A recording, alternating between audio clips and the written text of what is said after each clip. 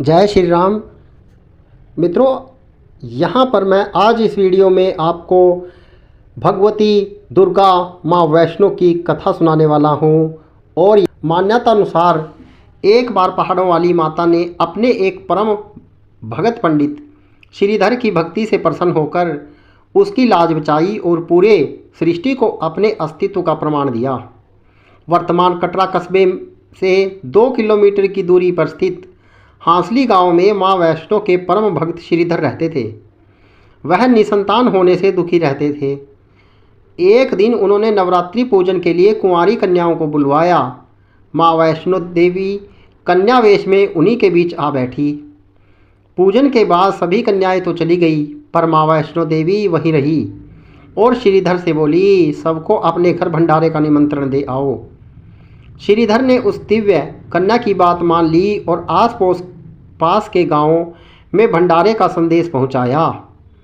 वहां से लौटकर आते समय गुरु गोरखनाथ व उनके शिष्य बाबा भैरवनाथ जी के साथ उनके दूसरे शिष्यों को भी भोजन का निमंत्रण दिया। भोजन का निमंत्रण पाकर सभी गांववासी अचंभित थे कि वह कौन सी कन्या है जो इतने सारे लोगों को भोजन करवाना चाहती है। इसके बाद श्रीधर के घर में अनेक गांववासी आकर भोजन के लिए एकत्रित हुए। तब कन्या रूपी मां वैष्णो ने एक विचित्र पात्र से सभी को भोजन परोसना शुरू किया। भोजन परोसते हुए जब वह कन्या भैरवनाथ के पास गई, तब उन्होंने कहा कि मैं तो खीर पूड़ी की जगह मांस भक्षण और मदिरापान करूँगा। तब कन्या रूपी माँ ने उसे समझाया कि यह ब्राह्मण के यहाँ का भोजन है, इसमें मांसाहार नहीं किया जाता। किंतु भैरवनाथ ने जानबूझकर अपनी बात पर अड़ा रहा। जब भैरवनाथ ने उस कन्या को पकड़ना चाहा, तब माता ने उसके कपट को जान लिया। माँ ने वायु के रूप में बदलकर त्रिकूट पर्वत की ओर उड़ चली। भैरवनाथ भी उनके पीछे गया। माना जाता है कि माँ की रक्षा के लिए पवन पुत्र हनुमान भी थे। मान्यता के अनुसार उस वक्त भी हनुमान माता की रक्षा के लिए उनके साथ ही थे। हनुमान जी को प्यास लगने पर माता ने उनके आग्रह पर धनुष से पहाड़ पर बाण लाकर एक जलधारा निकाली और उस जलधारा में अपने केश धोए।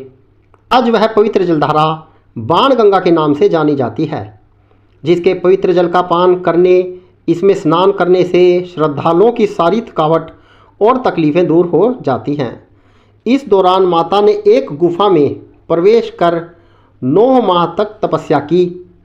भैरवनाथ भी उनके पीछे वहां तक आ गया। तब एक साधु ने भैरवनाथ से कहा कि जिसे तू एक कन्या समझ रहा है वह आदि शक्ति जगदम्बा है, इसलिए उस महाशक्ति का पीछा छोड़ दे। भैरवनाथ साधु की बात नहीं मानी। तब माता गुफा की दूसरी ओर से मार्ग बनाकर बाहर निकल गई। यह गुफा आज भी अर्धकुमारी या आदि कुमारी या गर्भजून के नाम से प्रसिद्ध है। के पहले माता की चरण पादुका भी है।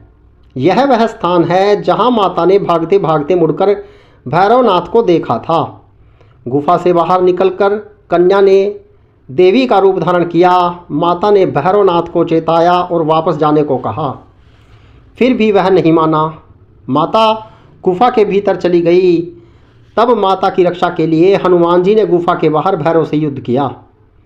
भैरव ने फिर भी हार नहीं मानी।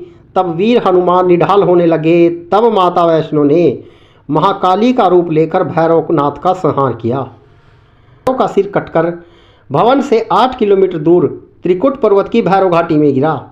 उस स्थान को भैरवनाथ के मंदिर के नाम से जाना जाता है।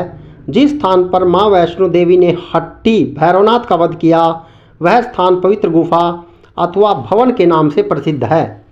इसी स्थान पर माँ काली दाएं, माँ सरस्वती मध्य और माँ लक्ष्मी बाएं पिंडी के रूप में गुफा में विराजित हैं।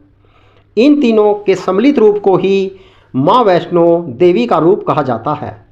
इन तीनों भव्य पिंडों के साथ कुछ श्रद्धालु भक्तों एवं जम्मू कश्मीर के भूतपूर्व नरेशों द्वारा स्थापित मूर्तियाँ एवं यंत्र इत्यादि हैं।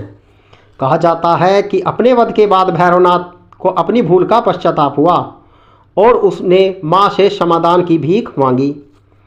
माँ वैष्णो देवी जानती थी कि उन पर हमला करने के पीछे भैरव की प्रमुख मंशा मोक्ष प्राप्त करने की थी। उन्होंने केवल भैरव को पुनर्जन्म के चक्र से मुक्ति प्रदान की, बल्कि उसे वरदान देते हुए कहा कि मेरे दर्शन तब तक पूरे नहीं माने जाएंगे जब तक कोई भगत मेरे बाद तुम्हारे दर्शन नहीं करेगा। उसी मान्यता के अनुसार आज भी भगत भैरव माता वैष्णो देवी के दर्शन करने के बाद 8 किलोमीटर की खड़ी चढ़ाई चढ़कर भैरवनाथ के दर्शन करने को जाते हैं। इस बीच वैष्णो देवी ने 3 पिंड सिर सहित एक चट्टान का आकार ग्रहण किया और सदा के लिए ध्यानमग्न हो गई। इस बीच पंडित श्रीधर अधीर हो गए। वे त्रिकुटा पर्वत की ओर उसी रास्ते पर आगे बढ़े जो उन्होंने सपने में देखा था। अंततः वे गुफा के द्वार पर पहुँचे। उन्होंने कई विधियों से पिंडों की पूजा की और अपनी दिनचर्या बना ली।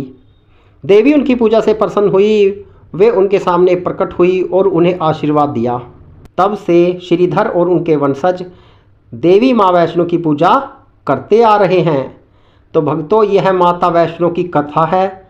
जो इसे सुनता है उसे मोक्ष की प्राप्ति होती है और माँ भगवती उस पर सदा अपनी अनुकंपा कृपा बनाए रखती है। बोलो माता वैष्णो की जय।